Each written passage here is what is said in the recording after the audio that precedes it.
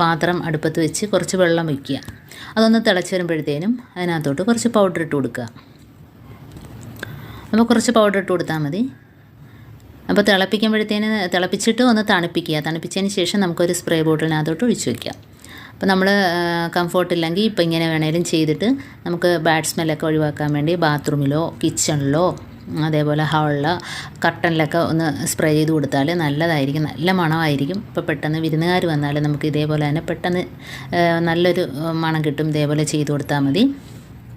ബാത്റൂമിൽ നമുക്ക് ഇതേപോലെ അടിച്ചു കൊടുക്കാം. ബാത്റൂമൊക്കെ തുറന്നാൽ നല്ല മണമായിരിക്കും ഇങ്ങനെ ചെയ്യുമ്പം. അപ്പോൾ അടുത്ത ടിപ്പെന്ന് പറഞ്ഞാൽ നമ്മൾ കോയിന് ഫ്രീസറിനകത്ത് വെച്ചിട്ടെടുക്കുക. അപ്പം നമ്മൾ പുറത്തൊക്കെ പോയിട്ട് വരുമ്പോഴത്തേന് തലവേദനയോ അതേപോലെ നല്ല ക്ഷീണമൊക്കെ ഉണ്ടെങ്കിൽ നമ്മൾ ഇതേപോലെ ഒന്ന് ഇരുന്നതിന് ശേഷം തണുത്ത ആ കോയിനെടുത്ത് നമ്മുടെ കണ്ണ് അടച്ചിട്ട് കൺപോളയിൽ വെച്ച് കൊടുക്കുക. അതേപോലെ തലവേദന ഉണ്ടെങ്കിൽ നെറ്റിക്കകത്ത് വെച്ച് കൊടുക്കുക. നല്ലൊരു ആശ്വാസമാണ് അങ്ങനെ ചെയ്യുമ്പോഴത്തേനും. നല്ല തണുത്തിരിക്കുമല്ലോ പൈസ ആകുമ്പോഴത്തേനും. അപ്പം അത് നമ്മളിതേപോലെ വെച്ച് കൊടുത്താൽ നല്ല വ്യത്യാസം വരും. അതേപോലെ തലവേദനയ്ക്ക് നല്ലൊരു ആശ്വാസമായിരിക്കും. കണ്ണിനാണേലും നല്ല ചൂടത്തൊക്കെ പുറത്തോട്ട് പോയിട്ട് വരുമ്പോൾ നമ്മൾ ഇതേപോലെ ചെയ്ത് കൊടുത്താൽ മതി. നല്ലൊരു ടിപ്പാണിത്. അപ്പോൾ അടുത്ത ടിപ്പെന്ന് പറഞ്ഞാൽ നമ്മൾ മിക്സിയൊക്കെ നല്ല ബ്ലേഡ് പോലെ മുറിച്ച് കൂട്ടണമെങ്കിൽ ഇതുപോലെ 2-3 മുട്ടത്തോടിട്ടൊന്ന് നല്ലോണം ഒന്ന് പൊടിച്ചാൽ മതി. അപ്പോൾ നല്ല ബ്ലേഡിന് നല്ല മുറിച്ച് കൂടുകയും ചെയ്യും. അപ്പോൾ എല്ലാ ജാറും ഇതേപോലെ ചെയ്താൽ മതി. അപ്പോൾ കണ്ടോ.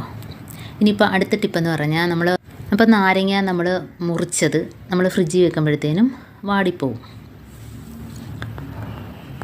അപ്പോൾ ഇങ്ങനെ ചെയ്താൽ മതി. നമുക്ക് ടൂപ്പിക്കുണ്ടെങ്കിൽ ഇതേപോലെ നാരങ്ങയുടെ അപ്പുറം ഇപ്പുറം ഒന്ന് കുത്തി കൊടുത്തിട്ട് രണ്ടും ഒന്ന് ചേർത്ത് വെച്ച് കുത്തണം. കണ്ടോ.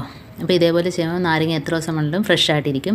അതല്ലെങ്കിൽ വാടി അതിൻ്റെ നീരൊക്കെ പോയാണൊക്കെ ഇരിക്കും ഫ്രിഡ്ജിൽ വയ്ക്കുമ്പോഴത്തേനും. ഇതാകുമ്പം ആ ഫ്രഷ്നെസ് പോകത്തില്ല, ഇതേപോലെ തന്നെ ഇരിക്കും. അപ്പം നമുക്ക് അതിൻ്റെ നീരൊക്കെ കിട്ടുകയും ചെയ്യും. ഇത്ര ദിവസം വേണമെങ്കിലും അങ്ങനെ വയ്ക്കുക. ഇനി തേങ്ങ അപ്പോൾ കഴന്ന് പോകാതെ നമുക്ക് നല്ല രീതിയിൽ പൊട്ടിച്ചെടുക്കണമെങ്കിൽ ഒന്നെങ്കിൽ തലേ ദിവസമേ വെള്ളത്തിയിട്ട് വയ്ക്കുക, അല്ലെങ്കിൽ കുറച്ച് നേരം ഇതേപോലെ വെള്ളത്തിയിട്ട് വെച്ചതിന് ശേഷം പൊട്ടിച്ചെടുത്താൽ കടരാതെ തന്നെ കിട്ടും. നല്ല രീതിയിൽ തന്നെ നമുക്ക് പൊട്ടിച്ചെടുക്കാനും പറ്റും. അപ്പോൾ ഈ ഉണങ്ങിയ തേങ്ങയൊക്കെ ഉണ്ടെങ്കിൽ ഇങ്ങനെ ചെയ്താൽ മതി. അപ്പോൾ അതേപോലെ തന്നെ ഇനി പകുതി നാരങ്ങ നമ്മൾ എടുത്ത് കുറച്ച് ബേക്കിംഗ് പൗഡർ ഇട്ട് ഫ്രീസറിനകത്ത് വെച്ചാൽ നല്ലൊരു സ്മെല്ലായിരിക്കും. ബാഡ് സ്മെല്ലൊക്കെ പോയി കിട്ടും.